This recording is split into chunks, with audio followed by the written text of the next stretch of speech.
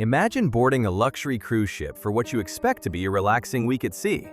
You've packed your swimwear, your sunscreen, and your excitement for tropical beaches and Caribbean sunshine.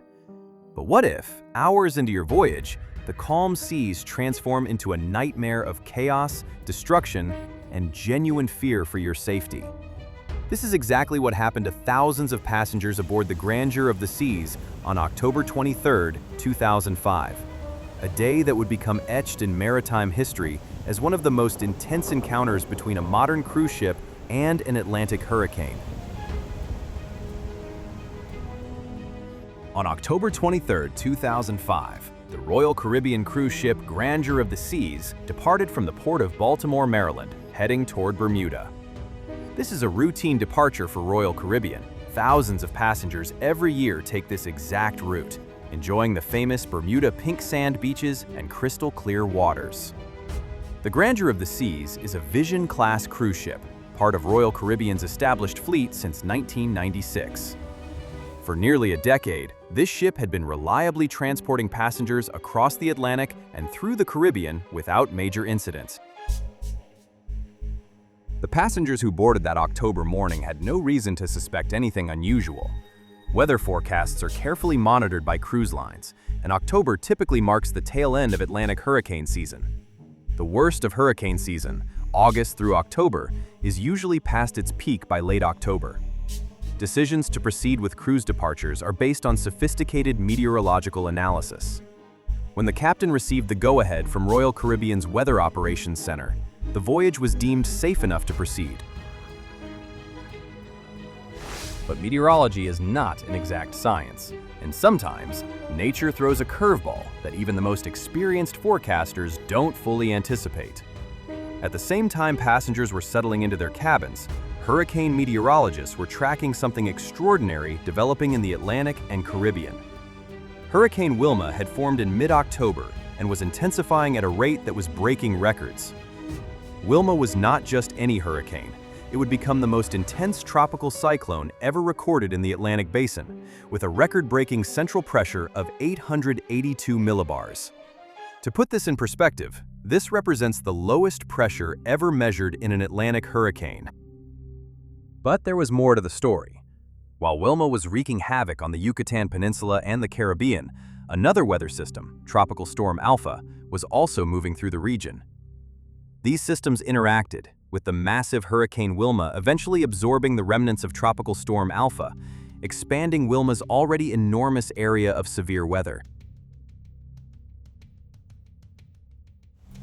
As the Grandeur of the Seas sailed eastward from Baltimore across the Atlantic, the threat of Hurricane Wilma was intensifying.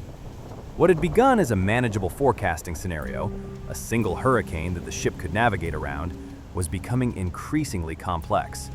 As Hurricane Wilma absorbed the remnants of Alpha, it created an enormous area of dangerous weather extending hundreds of miles in all directions. The captain of the Grandeur of the Seas, in constant communication with Royal Caribbean's Operations Center, faced a critical decision: continue toward Bermuda and risk encountering the storm system head-on, or divert the ship's course to attempt to navigate around the perimeter of the weather phenomenon. Like mariners throughout history, the captain had to make a judgment call based on available information, experience, and professional expertise. Royal Caribbean's meteorological team and the ship's navigation officers calculated the optimal course. The decision was made to proceed, but with significant course modifications, designed to minimize the ship's exposure to the worst weather. However, as the storm system continued to develop and move northeastward, it became clear that some encounter with severe conditions was inevitable. By October 25th and 26th, the Grandeur of the Seas was entering the outer bands of the hurricane system. The weather deteriorated rapidly. What had been typical Atlantic conditions transformed into something far more menacing. Seas that had been manageable became increasingly mountainous. Waves towered above the ship's railings. The wind howled with increasing intensity. The sky darkened ominously as the ship sailed deeper into the system's influence. The ship's stabilization systems, hydraulic mechanisms designed to reduce rolling motion in heavy seas, engaged at maximum capacity. But even these sophisticated systems have limits. When you're confronted with waves measured in dozens of feet and winds approaching hurricane force, even a ship the size and weight of the Grandeur of the Seas, 74,000 tons, 915 feet long, is reduced to the mercy of natural forces far more powerful than human engineering.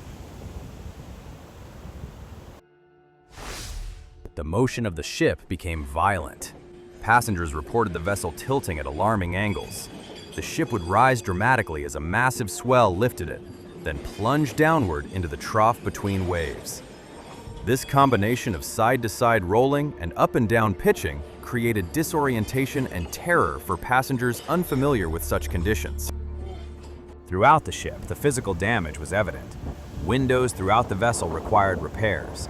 The ship's maintenance crews worked frantically to patch, repair, and secure equipment and furnishings being damaged by the violent motion. Most telling, cabins and hallways on Deck 2 suffered water intrusion and required emergency drying and repairs. This level of structural water damage aboard a modern cruise ship indicates the extraordinary severity of the conditions. Items that should have been secured fell from shelves and storage areas. The breaking of glass and the crashing of merchandise echoed throughout the ship. Passengers were thrown around despite attempts to brace themselves. The crew worked tirelessly to assist frightened guests and manage the chaos that inevitably accompanies such extreme conditions at sea. The experience was terrifying for most passengers. The combination of violent motion, the sounds of things breaking and shifting throughout the ship, and the general sense of being at the mercy of nature's power created genuine fear and distress. Passengers reported feeling genuine concern for their safety, despite the crew's assurances that the ship was structurally sound and under control. The psychological impact was so significant that when the Grandeur of the Seas reached Bermuda, some passengers made a critical decision. They disembarked and did not return to the ship. These passengers, described in official records as shaken, chose instead to find flights back to Baltimore rather than continue with the remainder of the cruise. They had experienced something they would never forget, a direct encounter with the raw power of the Atlantic Ocean during a hurricane. Throughout this ordeal, the crew of the Grandeur of the Seas demonstrated the professionalism and dedication that characterizes maritime personnel. The captain remained on the bridge, making real-time decisions and course corrections. Engineers ensured that all mechanical systems continued functioning despite the extreme stresses. The medical staff attended to passengers who required assistance. Hospitality staff secured loose items, cleaned up debris, and provided reassurance to frightened guests. The stabilization systems operated at maximum capacity throughout the encounter. The ship's propulsion systems maintained reliable function. All emergency procedures were maintained in constant readiness. Despite the chaos and danger, the vessel's crew demonstrated the competence and dedication that has characterized maritime professions for centuries. Ultimately, the Grandeur of the Seas survived the encounter. The ship remained structurally sound despite the severe conditions. The vessel required immediate maintenance upon reaching port to address water damage and structural repairs. But the ship itself, its hull, its propulsion, its fundamental seaworthiness remained intact and fully operational. A modern cruise ship, despite its enormous size and sophisticated technology, is still a vessel dependent on the crew's expertise and the ship's engineering when confronted with nature's most powerful forces. On October 23 to 26, 2005, the Grandeur of the Seas and its crew demonstrated both the capabilities and the limitations of maritime engineering and human skill when facing the immense power of Hurricane Wilma. This maritime event remains documented in cruise ship history as a reminder that the ocean, despite our technological advances and our ability to forecast weather, remains a powerful and sometimes unpredictable force. The passengers who experienced those frightening days at sea in late October 2005 carry those memories with them. Some vowed never to cruise again. Others came away with respect for the ship's crew and the engineering that kept them safe despite the terrifying motion and chaos.